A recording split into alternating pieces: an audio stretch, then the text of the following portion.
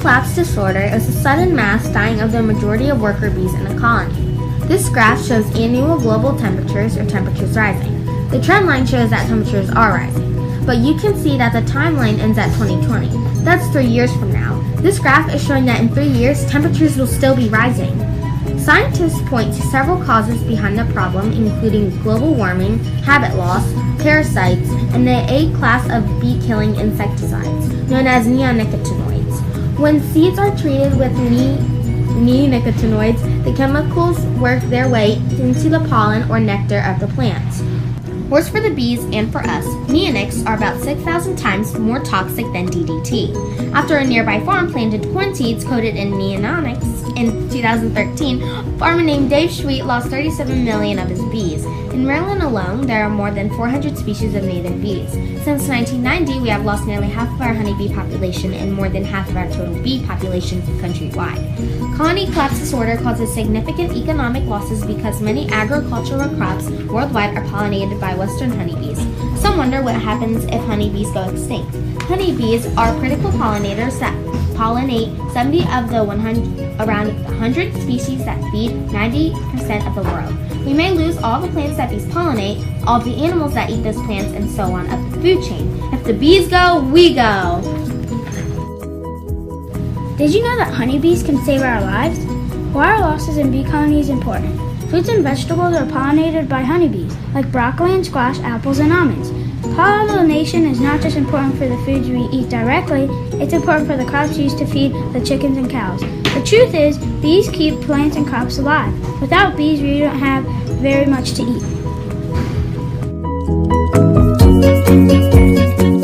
Do you know what can cause colony collapse disorder? Insecticides and pesticides are the biggest causes of colony collapse disorder. The most common pesticide that can cause CCD are neonicotinoids. These pesticides are really dangerous and can damage a honeybee's brain. See this dead bee? Well, its death was caused by people using neonicotinoids. Fortunately, Maryland became the first state in the U.S. to ban the use of them. The ban goes into effect on January 1st, 2018, but there are still other things that can cause colony collapse disorder. This is a varroa mite. It can easily spread through colonies and is also a big killer of honeybees. Do you like to eat fruits, vegetables, and sweets? Then you might want to pay attention to what I am about to say. CCD is a big threat to the foods that we eat. We eat a lot of foods that honeybees pollinate.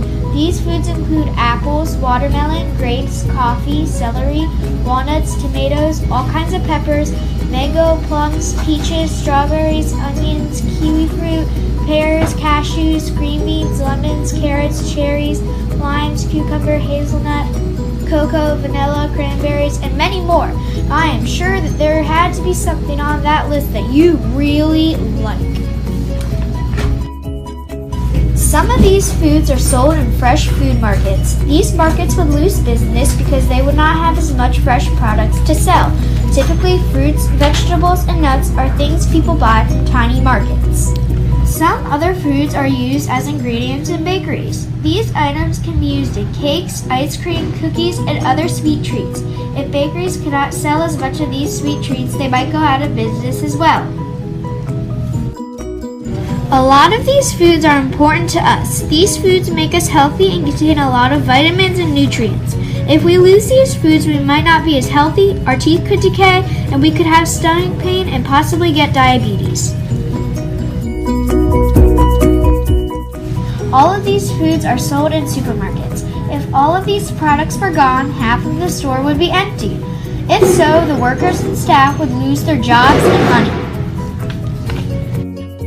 CCD is a big threat to ice cream.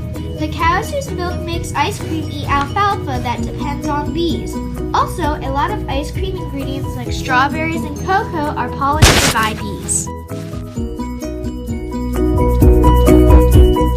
Even though you might not like all of these foods, the loss of them can impact markets, grocery stores, bakeries, and even us.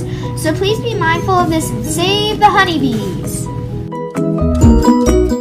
There is still hope for honeybees. These are some ways to help. What you could do is build a bee habitat to give them a home.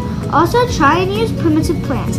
Plants they like clover or blue, purple, or yellow flowers. They also like sage and salvia and more. You could try and make a meadow of flowers to help feed them. Please try and reduce the use of pesticides so we don't kill them. Support your local farmers by buying their produce. This will help your farmers create and keep bigger bee colonies because you are buying their produce. If you want to protect them, build them a home. A secure place to live is crucial for bees. Last, let your veggies go to bolt or seed after harvest so you can allow bees to stock up on food before the colder seasons where they can't get food easily. We really hope that you take some of our suggestions. Also, spread the word and help save honeybees. After all, they pollinate 1/3 of our food, so we really need to protect them in order to protect ourselves.